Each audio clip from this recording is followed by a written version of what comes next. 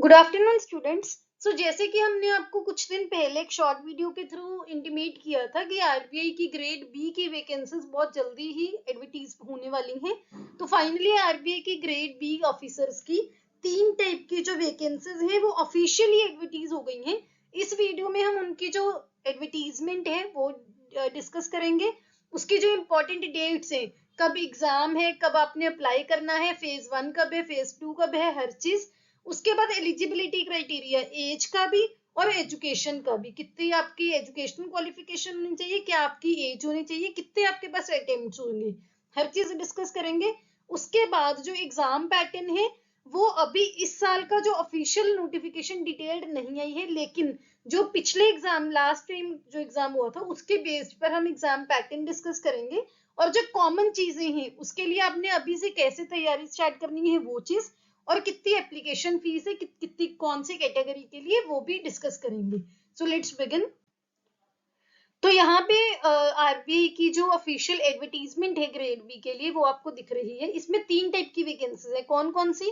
एक तो है officer in grade B general में, एक है officer in grade B DEPR category में, यानी कि department of economic and policy research में, और थर्ड वैकेंसी है डीएसआईएम की, यानी कि officer in grade B department of statistics and information management. तो ये 3 टाइप की वैकेंसीज हैं। जो जर्नल वाली पोस्ट है उसके लिए 222 वैकेंसीज हैं, डीईपीआर की 38 वैकेंसीज है, डीएसआईएम की 31 वैकेंसीज हैं। अगर हम बात करें कि एप्लीकेशन कब से स्टार्ट होगी, तो एप्लीकेशन स्टार्ट होगी 9 मई से और ये चलेगी 9 जून तक। तो ऑलमोस्ट 1 महीने का टाइम मिलेगा आपको, लेकिन आपको लास्ट डेट्स की वेट नहीं करनी।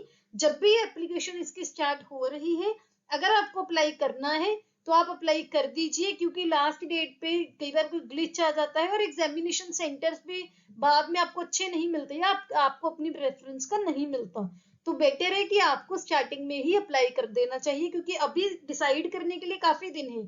आज 26 अप्रैल है, तो 9 में तक वैसे ही काफी दिन पड़े। इस टाइम में आप डिसाइड कर सकते हैं कि आपको इसके लिए अप्लाई करना है या नहीं। लेकिन अगर आप एलिजिबल है तो ये बहुत गोल्डन अपॉर्चुनिटी है, आपको इसके लिए अप्लाई करना चाहिए। आरबीआई इंडिया की एक बहुत ही प्रेस्टिजियस ऑर्गेनाइजेशन है, और ग्रेड बी ऑफिसर की जो वैकेंसीज हैं वो बहुत वेट करते हैं स्टूडेंट्स इसकी कि कब निकलेंगी, और इसके लिए काफी टाइम से प्रिपेयर करते हैं। तो अगर ये गोल्डन अपॉर्चुनिटी आई है तो प्लीज इसको निग्लेक्ट मत कीजिए, अप्लाई कर दीजिए। फेज 1 की अगर बात करें जर्नल की, तो फेज 1 होगा 9 जुलाई को और फेज 2 होगा 30 जुलाई को। तो आप देख सकते हैं फेज 1 और 2 में ज्यादा दिन नहीं होते, तो आपको अपनी प्रिपरेशन एडवांस में करके रखनी पड़ेगी। ये नहीं है कि फेज 1 क्लियर होगा तो मैं फेज 2 की करूंगा या करूंगी, नहीं। आपको अपनी प्रिपरेशन एडवांस करके रखनी पड़ेगी, क्योंकि उसके बाद आपके पास टाइम नहीं होगा, सिर्फ रिविजन के लिए टाइम बचता है। जो डीईपीआर की वैकेंसीज है उसका और जो डीएसआईएम का है, इनका दोनों का फेज 1 होगा 16 जुलाई को, और जो डीईपीआर है इसका फेज 2 होगा 2 सितंबर को, और जो डीएसआईएम का है इसका 19 अगस्त 2023 को। तो ये हमारी इंपॉर्टेंट डेट्स थी जो आरबीआई ने इंटीमेट की है एडवांस में ही। अब हम बात करते हैं एलिजिबिलिटी क्राइटेरिया की, क्या एज लिमिट होगी और क्या एजुकेशनल क्वालिफिकेशन होगी। सबसे पहले हम बात करते हैं एज लिमिट की। अगर तो आप जर्नल कैटेगरी से बिलोंग करते हैं तो आपकी जो एज लिमिट है वो है 21 टू 30। तो मैक्सिमम आपकी 30 इयर्स होनी चाहिए, 30 इयर्स तक आप एग्जाम दे सकते हैं, और मिनिमम 21 इयर्स। अगर आप रिजर्व्ड कैटेगरी से हैं, सपोज आप एसटी कैटेगरी से हैं, तो आपको इसमें 5 साल का रिलैक्सेशन मिलता है, यानी कि आप 35 साल तक अप्लाई कर सकते हैं। सिमिलरली जो एससी हैं उनको भी 5 साल का मिलता है, वहां पर भी आप 35 तक अप्लाई कर सकते हैं। अगर हम बात करें ओबीसी की, तो ओबीसी के लिए आपको 3 साल की रिलैक्सेशन मिलती है, यानी कि आप 33 इयर्स तक अप्लाई कर सकते हैं। अगर आप फिजिकली हैंडीकैप्ड हैं, पर्सन विद डिसेबिलिटी कैटेगरी से हैं, पीडब्ल्यूडी कैटेगरी से, तो उसमें आपको रिलैक्सेशन मिलती है 10 इयर्स की। तो 10 साल की उसमें रिलैक्सेशन मिलेगी, यानी कि 40 इयर्स आपका हो गया। और अगर आपकी कॉम्बिनेशन है, जैसे आप पीडब्ल्यूडी से भी हैं और ओबीसी से भी हैं, तो आपको 13 इयर्स की 13 साल की रिलैक्सेशन है, और एससी एसटी प्लस पीडब्ल्यूडी है अगर, तो 15 साल की आपकी एज रिलैक्सेशन है। अटेम्प्ट्स की अगर बात करें तो जर्नल कैटेगरी वालों को 6 अटेम्प्ट मिलते हैं। 21 से 30 साल तक आप 6 अटेम्प्ट कर सकते हैं एग्जाम का। और जो बाकी रिजर्व्ड कैटेगरीज है इनमें कोई भी बार नहीं है, वो कितने भी अटेम्प्ट कर सकते हैं, उनपे सिर्फ एज लिमिट की ही जो क्राइटेरिया है वही आपको फॉलो करना पड़ेगा। अब बात करते हैं एजुकेशनल क्वालिफिकेशन की। सबसे पहले जो जर्नल की पोस्ट होती है officer in grade B general category, उसमें क्या है आपके 10th 12th और ग्रेजुएशन तीनों में मिनिमम आपको 60% मार्क्स हैं वो चाहिए होते हैं अगर आप डीआर जर्नल से कोई लिए अप्लाई करेंगे। और अगर आप रिजर्व्ड कैटेगरी से हैं SC ST PWD उसमें 50% मार्क्स चाहिए।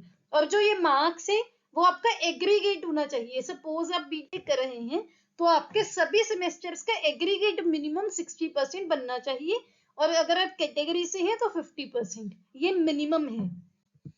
अगर आप DEPR वैकेंसीज के लिए अप्लाई करना चाहते हैं उसके लिए आपको या तो आपकी मास्टर डिग्री होनी चाहिए इकोनॉमिक्स में, या फिर इकोनॉमेट्रिक्स में, या फिर क्वांटिटेटिव इकोनॉमिक्स में, या फिर मैथमेटिकल इकोनॉमिक्स में, या फिर इंटीग्रेटेड इकोनॉमिक्स कोर्स होना चाहिए, या फाइनेंस में। इसके साथ साथ आपको ये जो आपकी डिग्री है इसमें आपको 55% मिनिमम मार्क्स चाहिए एग्रीगेट, और ये किसी भी रिकॉग्नाइज्ड इंडियन या फॉरेन यूनिवर्सिटी या इंस्टीट्यूट से हो सकता है।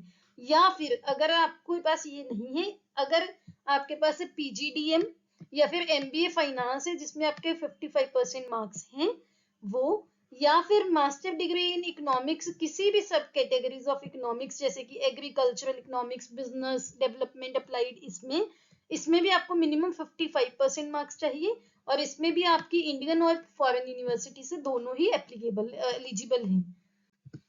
अगर DSIM वैकेंसीज की बात करें उसमें मास्टर डिग्री चाहिए या तो स्टैटिस्टिक्स में या मैथमेटिकल स्टैटिस्टिक्स में, मैथमेटिकल इकोनॉमिक्स में, इकोनॉमेट्रिक्स में, स्टैटिस्टिक्स एंड इंफॉर्मेशन की अगर आप इंफॉर्मेटिक्स की आपकी डिग्री है IIT खड़गपुर से, या अप्लाइड स्टैटिस्टिक्स और इंफॉर्मेशन की डिग्री है IIT बॉम्बे से, इसमें आपके मिनिमम 55% मार्क्स होने चाहिए, वो एलिजिबल है।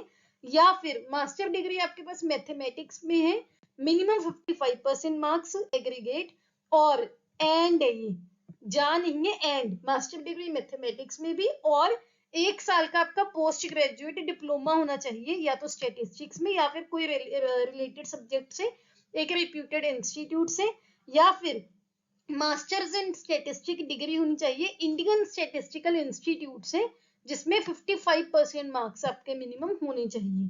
इसके अलावा आपके पास post graduate diploma in business analytics भी हो सकता है, PGDBA बोलते हैं जिसको, जो कि ISI कोलकाता, IIT खड़गपुर और IIM कलकत्ता ये तीनों ज्वाइंटली ऑफर करते हैं, उसमें भी आपको 55% आपके मिनिमम मार्क्स होने चाहिए।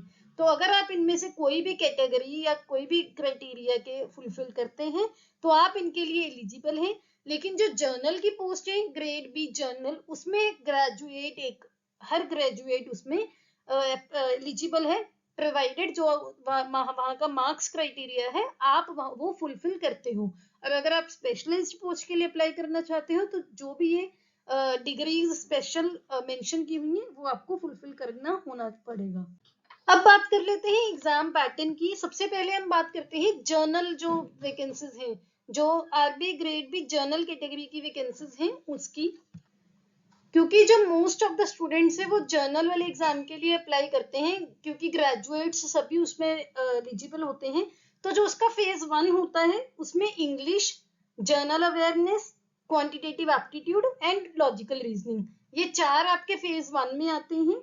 और जो फेज 2 होता है इसका उसमें इकोनॉमिक एंड सोशल इश्यूज और इंग्लिश डिस्क्रिप्टिव और फाइनेंस एंड मैनेजमेंट, ये 3 पेपर होते हैं फेज 2 में, जिसमें जो ESI है उसका 50% क्वेश्चन आपके ऑब्जेक्टिव आएंगे, 50% सब्जेक्टिव आएंगे। जो फाइनेंस एंड मैनेजमेंट है उसमें भी 50% ऑब्जेक्टिव आएंगे, 50% सब्जेक्टिव आएंगे, और डिस्क्रिप्टिव में तो सारा ही सब्जेक्टिव रहता है। तो ये आपका जर्नल का जो पैटर्न है वो रहेगा। जो आपके DEPR और DSIM है इसमें स्पेशलाइज्ड वो होते हैं, जो भी आपकी एलिजिबिलिटी वाली डिग्रीज है उनसे कॉन्करेंट होता है आपका सिलेबस। वो जब भी डिटेल नोटिफिकेशन आएगी उसमें उसके बाद हम वो चीज उसके बाद डिस्कस करेंगे। लेकिन जो ये जर्नल है ये आपको अभी से आपकी प्रिपरेशन स्टार्ट करनी चाहिए, क्योंकि क्वांटिटेटिव एप्टीट्यूड, रीजनिंग, इंग्लिश और GA ये तो आपको आएगी ही आएगी। अब बात करते हैं एप्लीकेशन फीस की। एप्लीकेशन फीस जो जनरल कैटेगरी है और जो ओबीसी कैटेगरी है उनके लिए है 850 रुपीज, 850 रुपए आपकी जनरल और ओबीसी के लिए फीस रहेगी। और जो बाकी कैटेगरीज हैं एससी, एसटी, पीडब्ल्यूडी और एक्स सर्विसमैन, इनके लिए जो फीस रहती है सिर्फ 100 रुपीज रहती है। तो ये आपकी एप्लीकेशन फीस है। अब क्वेश्चन है कि व्हाट टू डू, जब तक ऑफिशियल नोटिफिकेशन नहीं आती, डिटेल्ड सिलेबस नहीं आता, आपको क्या करना है? आपको करंट अफेयर्स पढ़ने स्टार्ट कर देने हैं। जीए के लिए जो जनरल अवेयरनेस है प्रॉपर वो तैयार करनी है। क्वांटिटेटिव एप्टीट्यूड, रीजनिंग और इंग्लिश, ये आपको स्टार्ट करना है अभी से। इंग्लिश की जो डिस्क्रिप्टिव है वो आप जब इंग्लिश करोगे उसके साथ ही आपको तैयारी करनी है। Social issues, economic and social issues और जो फाइनेंस एंड मैनेजमेंट है, ये आपको जर्नल वाली पोस्ट के लिए पढ़ना अभी से स्टार्ट करना है फेज 2 के लिए। रीजन बिंग फेज 1 और फेज 2 के लिए ज्यादा आपके पास टाइम नहीं होता उनके बीच में, कि अगर आप फेज 1 क्लियर करेंगे उसके बाद आप देखेंगे, उसके बाद तो टाइम ही नहीं होता, सिर्फ रिवीजन के लिए टाइम होता है। तो आपको अपनी प्रिपरेशन अभी से स्टार्ट करनी है।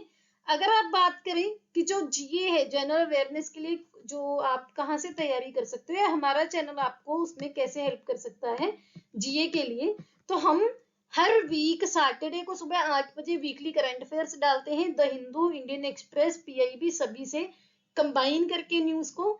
इसके अलावा हम डेली बेसिस पर मॉर्निंग 8 बजे एमसीक्यूज क्वेश्चंस पोस्ट करते हैं विद एक्सप्लेनेशन, हम डिस्कस करते हैं। 10-15 के मिनट की वीडियो होती है, वो आपको डेली सुननी है, उससे आपको बहुत सारी चीजें आपकी कवर होंगी।